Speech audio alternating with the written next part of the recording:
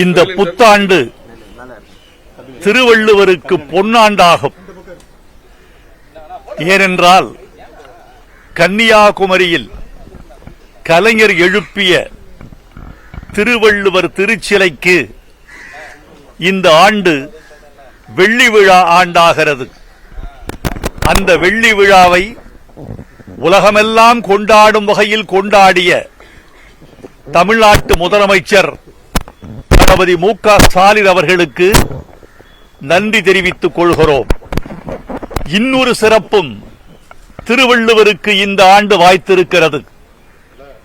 இந்திய பிரதமர் பெருமதிப்பிற்குரிய நரேந்திர மோடி அவர்கள் 70 நாடுகள் கூடியிருந்த ஒரு பேரவையில் ஓர் அரிய அறிவிப்பை திருவள்ளுவருக்கு வழங்கியிருக்கிறார். திருவள்ளுவர் மையங்கள் ஏற்படுத்தப்பட்டு உலகம் முழுவதும் திருக்குறள் பரப்பப்படும் என்ற அழகான அறிவிப்பை இந்திய பிரதமர் வெளியிட்டிருக்கிறார். தமிழர்கள் நாங்கள் வரவேற்கிறோம். இந்திய பிரதமருக்கு நன்றி தெரிவித்துக் கொள்கிறோம். அதே நேரத்தில் இந்திய பிரதமருக்கு இந்த அறிவு திருக்கூட்டத்தின் சார்பில் ஒரு அழகான வேண்டுகோளை விடுக்க நான் ஆசைப்படுகிறேன். திருக்குறளுக்கு எத்தனையோ பெயர்கள் உண்டு.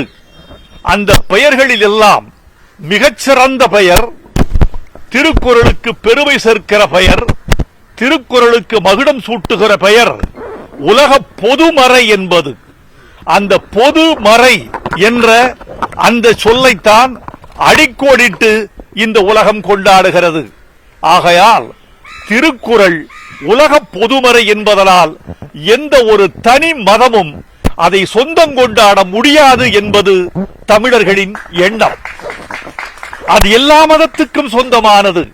எல்லா மதத்தவர்களும் இது எங்களுக்கானது, எல்லா மனிதர்களும் இது எங்களுக்கானது, எல்லா இனத்தவரும் இது எங்களுக்கானது என்று கொண்டாடுவதில் இருக்கிறது திருக்குறளின் பெருமை. திருக்குறளின் இதயமே அதுதான். எனவே ஒரு குறிப்பிட்ட மதத்தார் இது எங்களுடையது என்று சொந்தம் கொண்டாட முடியாத அளவுக்கு திருக்குறளை உலக பொதுமறை என்று நீங்கள் ஏற்றுக்கொண்டு அறிவிக்க வேண்டும் என்று அவரை நாங்கள் அன்போடு வேண்டி கேட்டுக் கொள்கிறோம். மூன்றாவது ஒரு சிறப்பு இருக்கிறது. அந்த சிறப்பு திருவள்ளுவருக்கு நேர்ந்த சிறப்பல்ல, திருவள்ளுவரால் எனக்கு நேர்ந்த ஒரு சிறப்பு. இந்த ஆண்டு கன்னியாகுமரி விழாவில் நான் ஒரு அறிவிப்பை வெளியிட்டேன். திருக்குறளுக்கு உரை எழுதப் போவதாக அறிவித்தேன். 31ஆம் தேதி டிசம்பர் அறிவித்தேன். 2ஆம் தேதி ஜனவரி திருக்குறள் உரை எழுத தொடங்கிவிட்டேன். திருக்குறள் உரை நடந்து கொண்டிருக்கிறது. இந்த திருக்குறள் உரை என்பது பழமைக்கு பழமையாகவும் புதுமைக்கு புதுமையாகவும் திகழும் என்பதை மட்டும் நான் இந்த நேரத்தில் தமிழ் உலகத்திற்கு அன்போடு தெரிவித்துக் கொள்கிறேன். சொல்லுக்குள் நுழைந்து பொருளுக்குள் புகுந்து அறிவுக்குள் விரிந்து அந்த உரை எழுதப்படும் என்று நான் நிச்சயமாக நம்புகிறேன். திருக்குறளில் ஒரு 50 குறள்கள் மட்டும்தான் தமிழ் உலகத்தில் புழங்கப்பட்டு வருகிறது. அதுவும் புலவர்கள் சொல்லிக் கொடுத்த திருக்குறள்கள். நீங்கள் காணாத திருக்குறள், கேளாத திருக்குறள், வாசிக்காத திருக்குறள், அத்தனை திருக்குறளையும் இளைஞர்கள் மத்தியில் சேர்க்க வேண்டும் என்று நான் துடிக்கிறேன். இந்த உரை அதை சேர்க்கும் என்று நான் நம்புகிறேன். அறத்துப்பாலும் பொருட்பாலும் அறிவு பொருளாக விளங்கும். காமத்துப்பால் கவிதை பொருளாக விளங்கும்.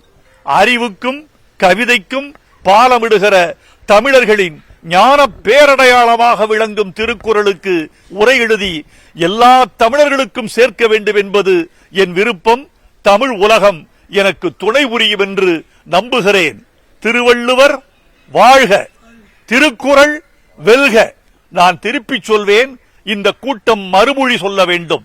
திருக்குறள், திருவள்ளுவர், திருக்குறள், திருவள்ளுவர், திருக்குறள், திருவள்ளுவர்.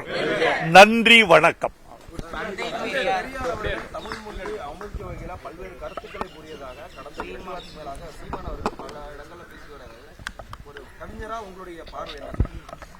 இன்று நான் சைவம். அசைவ கேள்வி என் உடம்புக்கு ஆகாது. வணக்கம், நன்றி. எல்லா ஊடக நண்பர்களும் அன்பு கொண்டு உணவருந்தி செல்ல வேண்டும் என்று அன்போடு கேட்டுக் கொள்கிறேன். ஏனென்றால் விருந்தோம்பல் என்ற அதிகாரத்தை எழுதிய வள்ளுவருக்கு நான் உரை எழுதி கொண்டிருக்கிறேன். விருந்தோம்பலை வேண்டுகிறேன். வணக்கம், வாழ்க.